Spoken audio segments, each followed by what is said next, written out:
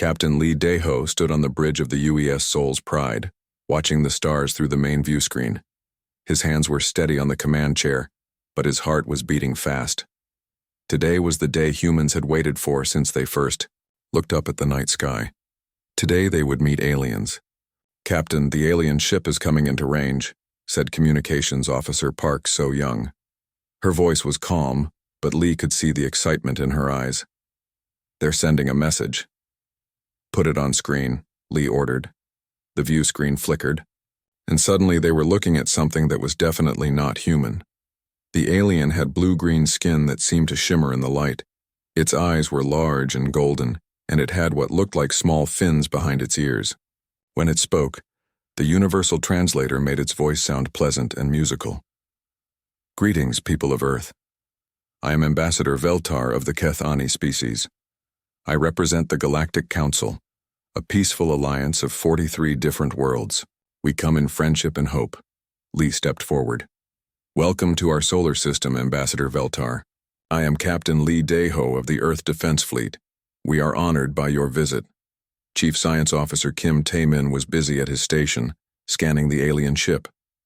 He whispered to Lee, "Sir, their ship is huge, at least 3 times the size of our largest vessel, but the readings show it's mostly empty space, probably for different alien species." The alien ship, called Harmony's Voice, was indeed impressive. It looked like a giant crystal that had been shaped by an artist. Soft lights moved through its structure like water, and it seemed to hum with peaceful energy. Lee had to admit it was beautiful. "Captain Lee," Ambassador Veltar continued, "we would very much like to meet with your leaders. The Council has protocols for welcoming new species into the galactic community. We have much to offer each other." Lee nodded. "We would welcome such a meeting. Our government has prepared a location where we can talk safely." What the aliens didn't know was that humans had been listening to their radio signals for almost 60 years. Earth scientists had learned the galactic languages and understood much about the Council already. They knew about trade routes, different alien species, and even some of their technology. But humans had kept this knowledge secret. Far away, in the asteroid belt, another human ship watched everything. The Incheon's wrath was invisible to all sensors, hidden by the most advanced stealth technology humans had ever built. Captain Choi Min-ho sat in his command chair, listening to every word between the diplomats. "Sir," said Tactical Officer Yoon Hae-jin quietly, "should we move closer?" "No," Choi replied. "We stay here and watch. Our job is to make sure these aliens are really as peaceful as they claim." The Incheon's wrath was very different from the Soul's Pride. Where the diplomatic ship was built for talking and looking friendly, the destroyer was built for fighting. Its weapons were hidden, and its armor was designed to absorb energy attacks. If these aliens turned out to be enemies, the Incheon's wrath would be Earth's first line of defense. Back on the Soul's Pride, the conversation was going well. Ambassador Veltar seemed genuinely interested in human culture. He asked about Earth's music, art, and history. In return, he shared stories about other worlds in the Council. "Your species shows remarkable creativity," Veltar said after listening to some of Earth's music. "We have found that creative species often make the best partners in the galactic community." Park So-young smiled as she operated the communication system. "Thank you, Ambassador. We're very excited to learn about other worlds." Kim Tae-min was still scanning the alien ship. Something was bothering him, but he couldn't figure out what. The ship's energy readings were normal, but there were some areas that his scanners couldn't see into.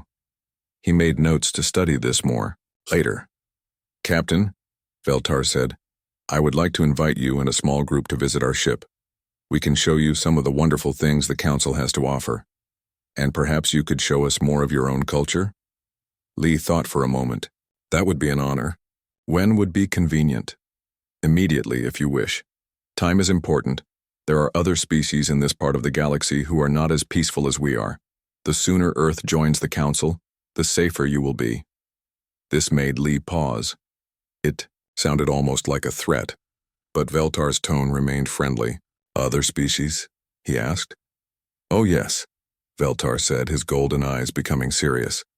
There are raiders and conquerors out there. The Council exists partly to protect smaller, newer species from such dangers. But don't worry.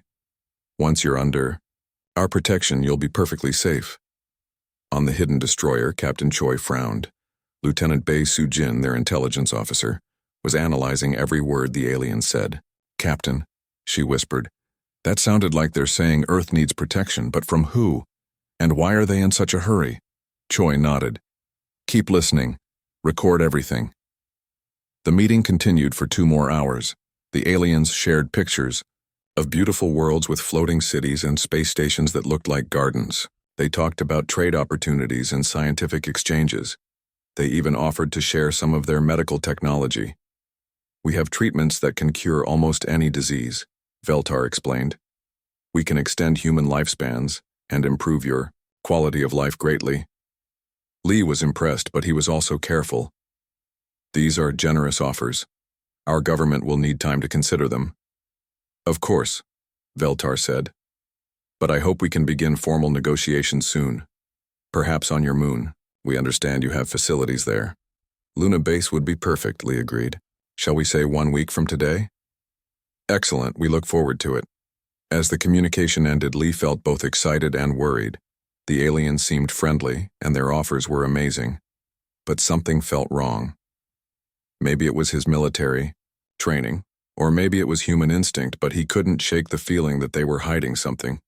"Kim," he said to his science officer, "I want you to analyze everything we just recorded. Look for anything unusual." "Already on it, sir," Kim replied. In the asteroid belt, Captain Choi was having similar thoughts. The aliens were almost too friendly, too eager to help. In his experience, when something seemed too good to be true, it usually was. "Yoon," he said to his tactical officer, "start preparing our weapon systems, just in case." "Yes, sir," Yoon replied. "Should we move closer to Earth?" "Not yet. We stay hidden and watch. But be ready for anything." As both human ships headed back toward Earth, neither crew knew that their suspicions were about to be proven right. The aliens were indeed hiding something, and humanity was about to face its first real test as a spacefaring species. 1 week later, Luna Base was busier than it had ever been. The human moon colony had been built for mining and research, but now it was hosting the most important meeting in human history. Workers had spent days preparing the main conference room, making sure everything was perfect for the alien visitors. Dr. Kang Ji-won arrived on the morning shuttle from Earth. As the planet's top expert on alien biology, she would be studying the visitors while the politicians talked. She carried several cases of equipment and was very excited about the chance to learn about alien life. "This is incredible," she said to Trade Coordinator Shin Yu-jin as they walked through the base corridors. "We're about to learn if alien biology works the same way as Earth life." Shin nodded, but she was thinking about different things. "I'm more interested in their technology. If we can trade with 43 different worlds, Earth could become very rich very quickly." The alien ships arrived exactly on time. 3 vessels approached Luna Base, each one different from the others. The largest was still the Harmony's voice, but the other 2 were smaller and seemed to be designed for different purposes. One looked like it was built for science, with huge sensor arrays. The other was sleeker and faster looking. Captain Lee met the aliens at the docking bay. Ambassador Veltar was there, along with 6 other aliens from different species. There was a tall, thin being with gray skin and huge black eyes. Another alien looked almost like a walking tree, with bark-like skin and leaves instead of hair. A third alien was covered in what looked like beautiful scales that changed color as it moved. "Welcome to Luna Base," Lee said formally. "We're honored to have you here." "The honor is ours," Veltar replied. "These are my colleagues from the Council. We represent different aspects of galactic civilization: science, trade, culture, and security." The security representative was a large alien with thick armored skin and small intelligent eyes. When it spoke, its voice was deep and rumbling. "I am Commander Thexal. I'm here to discuss protection arrangements for your world." Dr. Kang was fascinated by the different aliens. Each one was completely different from the others, Yet they all seemed to work together perfectly. She started taking biological readings with her handheld scanner, noting how each species had adapted to different environments. The first day of talks went very well. The aliens showed the humans amazing things. They had computers that seemed to think for themselves. They had ships that could travel between stars in just a few days. They had medicines that could regrow lost limbs and cure genetic diseases. "Your technology is incredible," said Shin as she looked at a device that could turn simple materials into complex machines. "What would Earth need to do to gain access to these things?" The science representative, whose name was Dr. Zilkin, answered, in a voice like singing birds. "The Council shares its knowledge freely with all member species. Once Earth joins us, you'll have access to everything we've learned over thousands of years." But there was a catch, as Commander Thexal explained. Of course, new member species must follow Council security protocols. This means allowing us to place protection stations around your world and accepting Council peacekeepers on your planet. Captain Lee felt that same worried feeling from a week ago. How many peacekeepers would be needed? "Oh, not many," Thexal said casually. "Perhaps a few thousand at first, just to help your military learn our methods and to make sure everything goes smoothly." Dr. Kang was running tests on the medical devices the aliens had brought. The results were amazing. The alien nanomachines could indeed cure almost any disease and repair damaged tissue. But as she looked closer, she found something strange. "These nanomachines are very complex," she told Lee privately during a break. "Much more complex than they need to be for simple healing. I think they can do other things too." "What kind of other things?" Lee asked. "I'm not sure yet, but there are parts of their programming that I can't understand. It's like they have hidden functions." Meanwhile, in the asteroid belt, the crew of the Incheon's Wrath was getting worried. Lieutenant Bei Su-jin had been monitoring all communications between the aliens and Luna Base. What she found was disturbing. "Captain," she reported to Choi, "the aliens are using encrypted channels to talk to each other. I can't break the code, but I can tell they're sharing information they're not telling our people." Captain Choi studied the data on his screen. "What kind of information?" "Detailed scans of Earth's surface, population counts, industrial capacity, and sir, they're mapping our military bases." This was exactly what Choi had been afraid of. "Are they scanning Luna Base too?" "Yes, sir. They know about every weapon, every sensor, every person on the base. They're gathering intelligence while pretending to be friendly." Back on Luna Base, the second day of talks continued. The aliens were pushing harder for quick decisions. Ambassador Veltar seemed less patient than before. "Captain Lee," Veltar said during the afternoon session, "I must be honest with you. There are dangerous species in this part of the galaxy. Just last month, a species called the Devourers attacked a peaceful world 3-star systems away. If Earth doesn't join the Council soon, you could be next." The tree-like alien Dr. Yilash nodded its leafy head. "The Devourers consume everything. People, animals, plants, even the soil. Only Council protection can keep Earth safe." Lee looked around the room at his team. Everyone seemed impressed by what the aliens were offering, but he noticed that Dr. Kang looked troubled. "What happens if we decide we need more time to think?" Lee asked. For just a moment, Veltar's friendly expression changed. His golden eyes became hard and cold.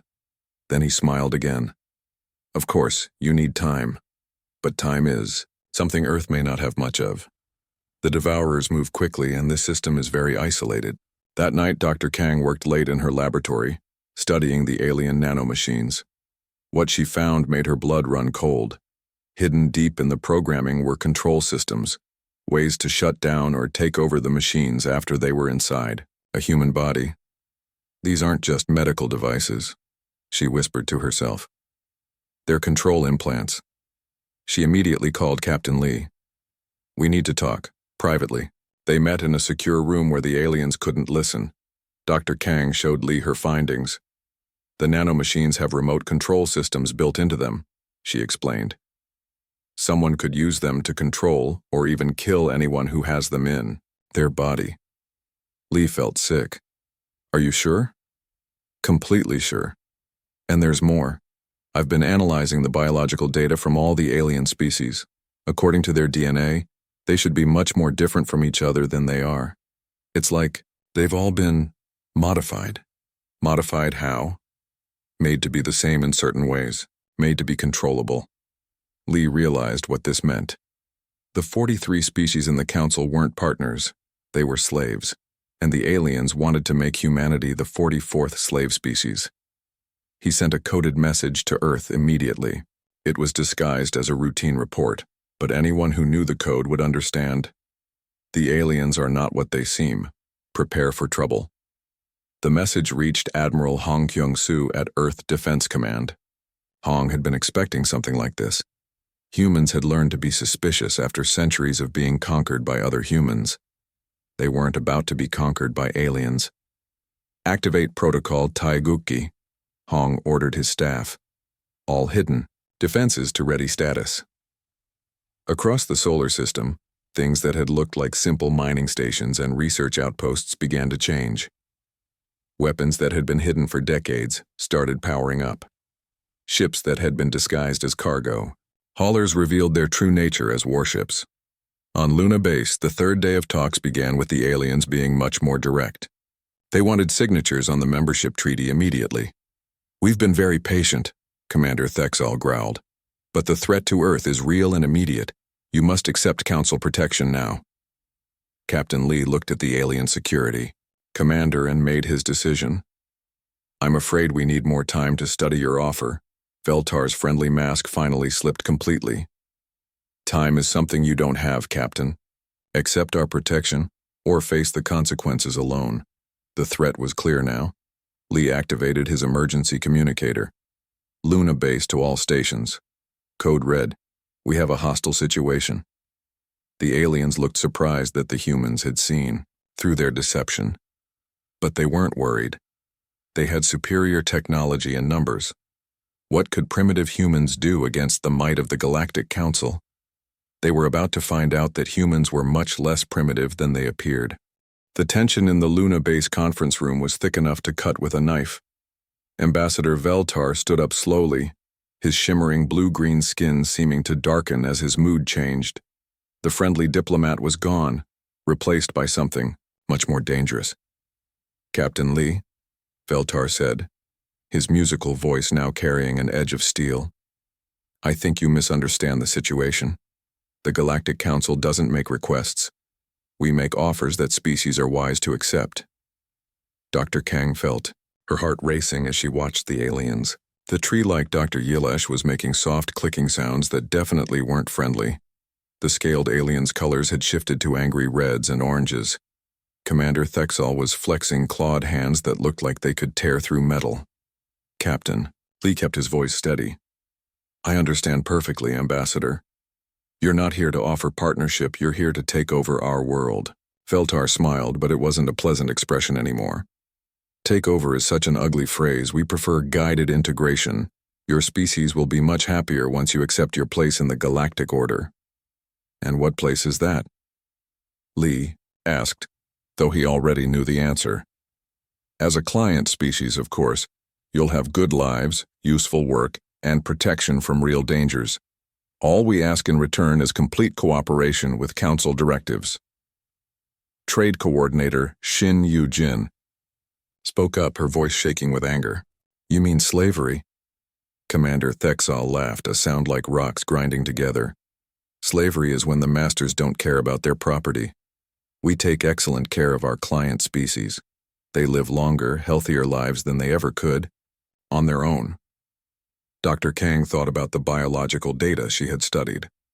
By controlling them with nanomachines. Among other methods, Dr. Zilkin admitted. The nanomachines ensure compliance and prevent rebellion. Much more humane than the old methods of conquest. Captain Lee realized they were in serious trouble. The aliens had dropped all pretense of friendship, and they were trapped on Luna Base with no way to escape. But he had one advantage. The HFY aliens didn't know about the Inchun's wrath. "You won't get away with this," Lee said. "Earth will never surrender." Veltar activated a device on his wrist, and the conference room's windows became screens showing space around Luna Base. 3. More alien ships had appeared, surrounding the human moon base. These ships looked nothing like the peaceful diplomatic vessels. They were clearly warships bristling with weapons. "Your primitive military has already been analyzed," Veltar said. "Your most powerful weapons are chemical rockets with explosive warheads. Our shields can stop such attacks easily. Surrender now, and your species will be treated gently during the integration process." What the aliens didn't know was that human weapons had advanced far beyond chemical rockets. While they had been studying old human broadcasts and public information, Earth's military had been developing new technologies in secret. On the Inchin's Wrath, Captain Choi watched the alien warships decloak around Luna Base. "How many ships total?" he asked Lieutenant Bay. "7 ships, sir. 3 original diplomatic vessels and 4 new warships. All of them are targeting Luna Base. Any sign they've detected us?" "No, sir. Our stealth systems are holding." "Captain?" Choi made his decision. "Send a tight beam message to Earth Command. Tell them the aliens have shown their true colors, then prepare for combat." Chief Engineer Ryu J. Wook looked up from his station. "Sir, if we attack, we'll be outnumbered 7-1. Then we'd better make our shots count," Choi replied grimly. Back on Luna Base, the situation was getting worse. Commander Thexel had activated some kind of device that was blocking all communications with Earth. The humans were cut off and surrounded. "Now," Veltar said pleasantly, "let's discuss the terms of your surrender. First, you will provide us with complete information about all human military installations and weapon systems." "Never," Captain Lee said firmly. "Oh, but you will, Dr. Zilkin said in its bird-like voice. "We have devices that can extract information directly from your minds. Quite painless, really, though the process does leave subjects somewhat diminished." Dr. Kang felt sick. These aliens were monsters hiding behind friendly faces. Veltar continued. "Second, you will order all human military forces to stand down and surrender. Third, you will begin immediate distribution of our nanomachines to your population, starting with world leaders and military commanders." "And if we refuse?" Shin asked.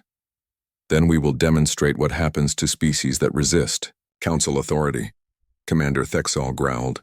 "We will start by destroying this base, then move on to your major cities. The choice is yours. Integration or extinction." The aliens gave them 1 hour to decide. During that time, the humans were locked in the conference room under guard. But Dr. Kang had hidden a small device in her equipment case, a short-range communicator that could reach the hidden Earth listening posts. "This is Dr. Kang on Luna Base," she whispered into the device. "The aliens are hostile. They plan to enslave humanity. We're surrounded and cut off. Tell Earth to prepare for attack." The message was received by Ensign Oh Dongwook at monitoring. "Station 7, hidden in an asteroid near Mars." Oh immediately relayed the message to Earth. Admiral Hong received the warning with grim satisfaction. He had been hoping the aliens were genuine, but he had been preparing for the worst. "All units, this is command. Execute Protocol Taguchi. Repeat, execute Protocol Taguchi." Across the solar system, humanity's true defenses began to reveal themselves. What the aliens had thought were simple mining stations were actually weapons platforms with experimental particle beam weapons. Cargo ships docked at space stations suddenly sprouted missile launchers and railguns. Even some of the civilian stations around Earth turned out to be heavily armed fortresses. But the most important activation was happening in the asteroid belt. The Inchin's Wrath powered up its quantum torpedo tubes and prepared to decloak. "All stations report ready." Weapons Officer Lim Na-young reported to Captain Choi. "Target their command ship," Choi ordered. "The one with the golden markings." "Target locked, sir." "On my mark." Mark. The Inchin's Wrath's stealth field collapsed in a brilliant flash of energy. Suddenly, the alien fleet found themselves facing a human warship that had appeared from nowhere, its weapons already firing. The first quantum torpedo hit Veltar's ship before the aliens even knew they were under attack. Unlike human chemical explosives, quantum torpedoes phased through normal matter and exploded inside the target. The alien ship's shields meant nothing. "What is that?" Veltar screamed, as his ship shook from internal explosions. Impossible, Commander Thexol roared. Humans don't have that technology. On Luna Base, the aliens guarding the humans were panicking. Captain Lee saw his chance and tackled the nearest guard. Dr. Kang grabbed her equipment case and smashed it over another alien's head. The cavalry has arrived, Lee said with a grin. But the battle was just beginning. The alien warships were recovering from their surprise and turning to face the Inchin's wrath. Even damaged, they still outnumbered the human destroyer. Sir, Lieutenant Yoon reported, the alien ships are powering up some kind of energy weapons. I've never seen readings like this. Evasive maneuvers, Captain Choi ordered. And signal Earth. Tell them we need backup. The message reached Admiral Hong just as he was watching the hidden defense platforms reveal themselves. Earth had built more than just one secret destroyer. Hidden throughout the solar system were dozens of ships, all waiting for this moment. All ships, Hong broadcast. This is Admiral Hong. Protect humanity. Show these aliens what happens when they threaten Earth. As if responding to his words, space around Luna Base suddenly filled with human warships. They had been hiding behind asteroids, inside space stations, and even in the shadow of Earth's moon. Some were small and fast. Others were massive battleships that dwarfed anything the aliens had brought. Veltar stared at the tactical display in horror. Where moments before he had been looking at a primitive species ready for conquest, he now saw a sophisticated military force that had been waiting for exactly this situation. How? He whispered. How did they hide so many ships? The answer was simple. Humans had been planning for this day since they first detected alien radio signals decades ago. They had built their defenses in secret, preparing for the moment when friendly visitors might turn out to be conquerors. And now the aliens were about to learn why humans had survived and thrived on a dangerous world for thousands of years. They were about to discover that sometimes the prey turns out to be the predator. The space around Luna Base erupted into chaos as the hidden human fleet revealed itself. Ships that had been disguised as asteroids shed their camouflage, revealing sleek destroyers and massive battlecruisers. Space stations that had looked like simple research outposts suddenly bristled with weapons that the aliens had never seen before. Ambassador Veltar stared at the tactical display on his damaged ship's bridge, his golden eyes wide with shock. This is impossible, he whispered. Our intelligence said they were primitive. Chemical rockets and nuclear weapons. How do they have quantum torpedoes? Commander Thexol was roaring orders at his fleet, but his voice carried a note of panic that had never been there before. All ships, defensive formation. Target the largest human vessels first. But the humans weren't giving them time to organize. Captain Choi's Inchin's wrath was darting between the alien ships like a deadly shark, its quantum torpedoes finding gaps in their defenses that shouldn't have existed. How are they doing this? The alien weapons officer asked Commander Thexol. Their torpedoes are passing through our shields like they aren't even there. The answer was something the aliens couldn't have imagined. For 60 years, human scientists had been studying alien technology from intercepted communications and sensor readings. They had learned how alien shields worked and designed weapons specifically to defeat them. Dr. Zilkin was frantically scanning the human weapons. Commander, it sang in its bird-like voice, these weapons operate on quantum phase principles. They shift into parallel dimensions to bypass our defensive systems. How could a primitive species develop such advanced physics? Veltar demanded.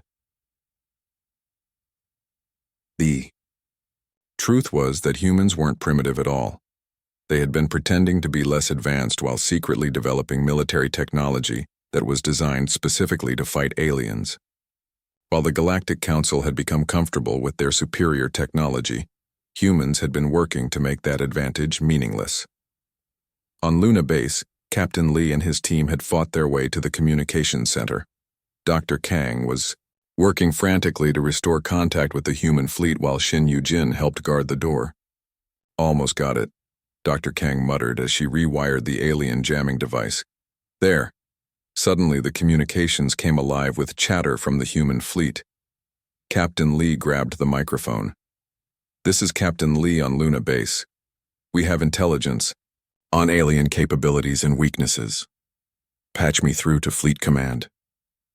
Lee, this is Admiral Hong, came the familiar voice from Earth. What's your status? We're secure for now, sir, but I have critical information.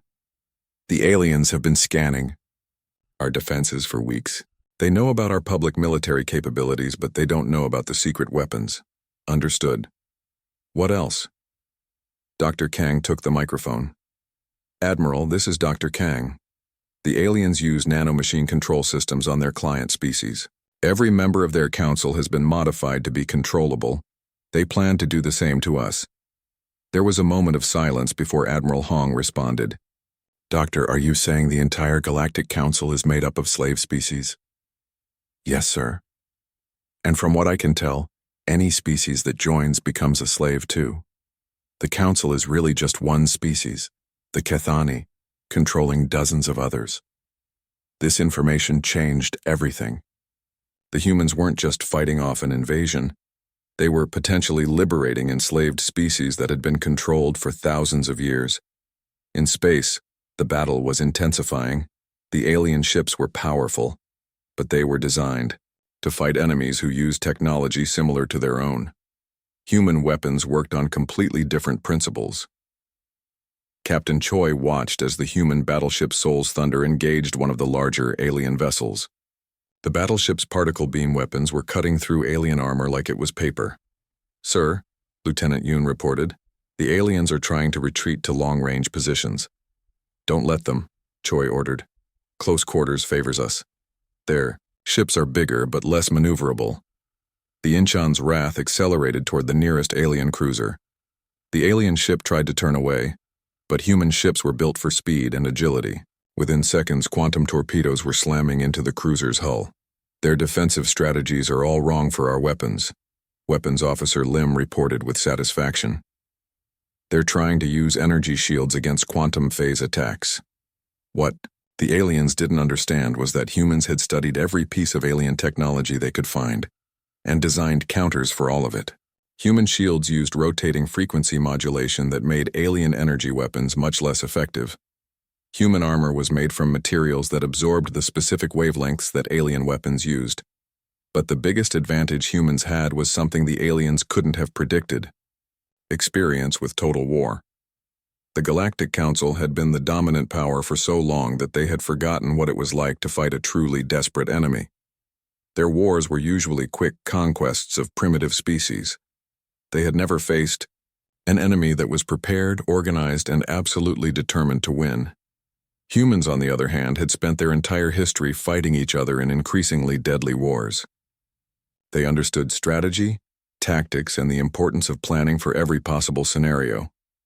Sir, Communications Officer Park reported from the Soul's Pride, we're getting surrender signals from 2 of the alien escorts.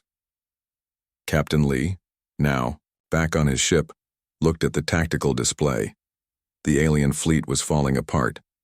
3 ships had been destroyed, 2 were trying to surrender, and the remaining ships were damaged and trying to escape. But Ambassador Veltar wasn't giving up. His ship was badly damaged, but he still had one card to play. Human vessels. Veltar's voice came over the communications channel. You have made a terrible mistake. The Galactic Council has thousands of ships. When they learn what you've done, here they will come for your world with a fleet that will blot out your sun. Admiral Hong's voice responded from Earth. Ambassador, I don't think you understand the situation. You're not reporting anything to the Council. What do you mean?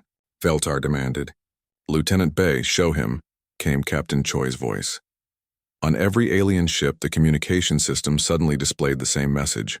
All long-range communications have been jammed. No signals are leaving this system. Veltar stared at the message in horror. You're cutting us off from the Council? That's right, Admiral Hong said calmly. As far as the Council knows, you're still conducting peaceful negotiations with a primitive species. You're going to keep it that way. Dr. Zilkin was frantically checking its instruments. Ambassador, they're right.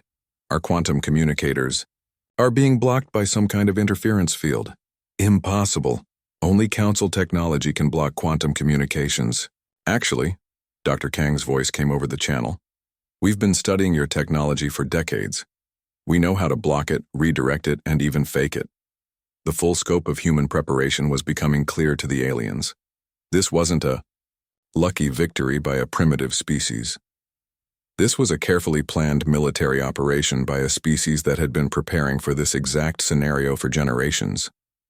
Commander Thexal's ship was listing badly, its engines damaged beyond repair.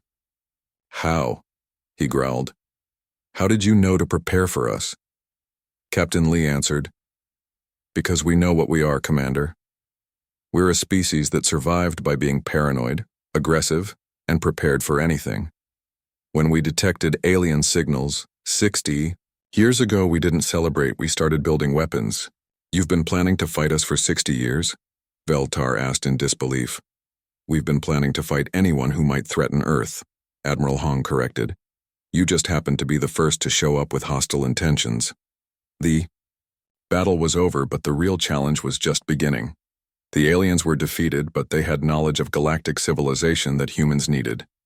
And somewhere out there, the Galactic Council was waiting, unaware that their latest conquest had just become their newest enemy.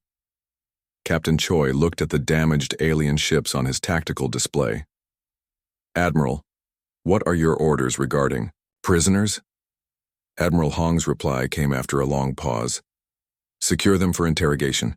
We need to learn everything they know about the Council, their technology, and their other client species. And then we decide whether humanity is going to hide in this system forever, or whether we're going to do something about a galactic civilization built on slavery." The aliens had come to Earth expecting to find another primitive species to add to their collection. Instead, they had found something much more dangerous, a species that refused to be conquered and had the technology to fight back. The galaxy was about to learn that humans were not prey. They were predators, and they had just been given a very good reason to go hunting. 3 days after the battle, the damaged alien ships sat in Earth's orbital shipyards like captured animals. Human engineers and scientists swarmed over them, learning everything they could about galactic technology. The aliens themselves were held in secure facilities, being questioned by Earth's best intelligence officers. Captain Lee stood in the interrogation room, watching Ambassador Veltar through reinforced glass. The alien looked very different now. His shimmering skin had turned a dull gray, and his golden eyes had lost their confident shine. Without his diplomatic mask, he looked tired and defeated. "He's been asking to speak with you," said Intelligence. Officer Song Minne. "Claims he has important information that only a military commander would understand." Lee nodded and entered the room. Veltar looked up as he sat down across from the alien. "Captain," Veltar said quietly, "I need to tell you something that your interrogators don't understand. The Galactic Council will notice when we don't report back." "How long do we have?" Lee asked directly. "Standard procedure is to check in every 30 local days. If we don't, they'll send a larger fleet to investigate." Lee did the math in his head. "That gives us about 3 weeks." "Yes, but Captain, you don't understand what you're facing.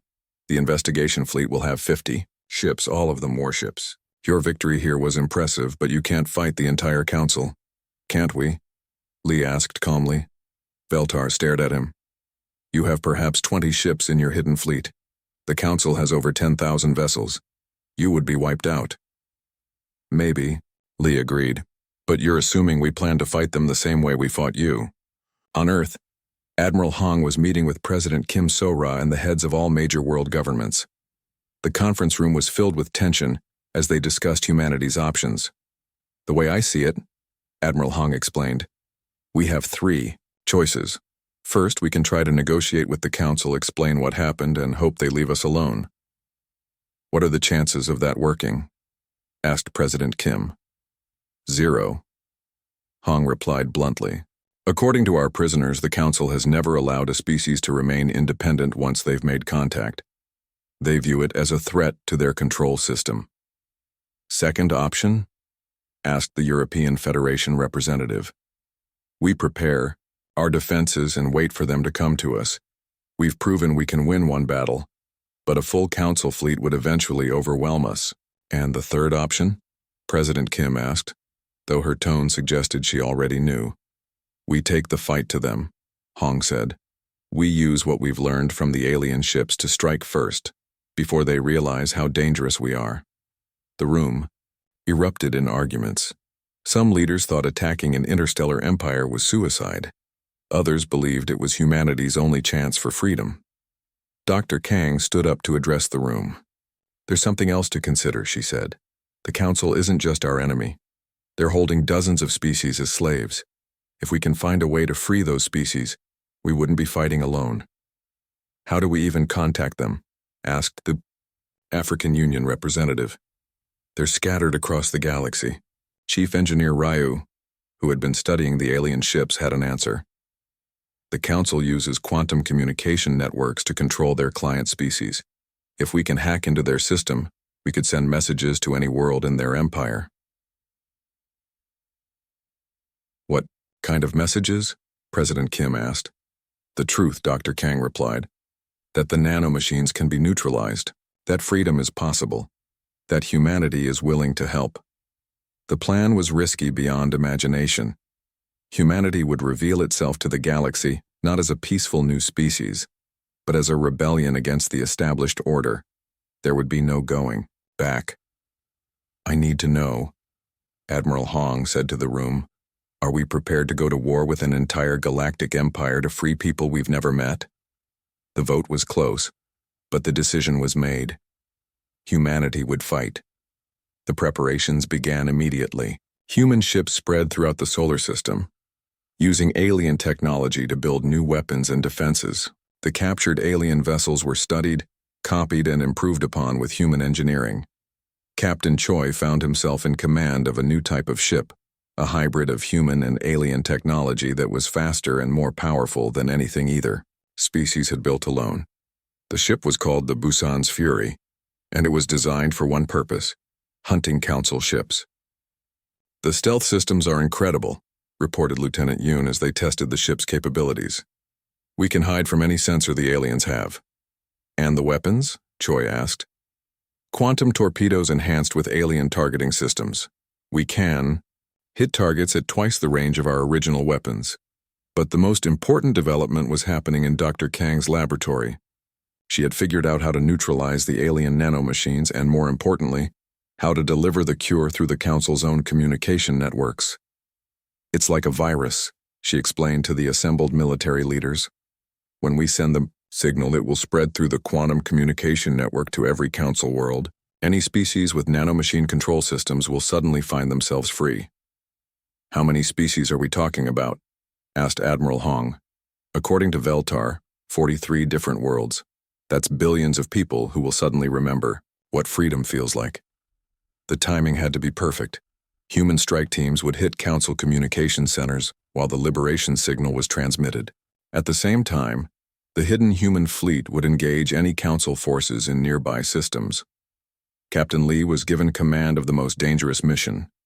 He would take a small fleet directly to the Council's main command center and deliver the liberation signal from their own central communication hub.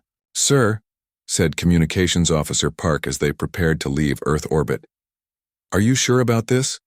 We'll be jumping into the heart of enemy territory." Lee looked at his crew, brave humans who were volunteering to risk everything for the freedom of species they had never met. "I'm sure," he said. "It's the right thing to do."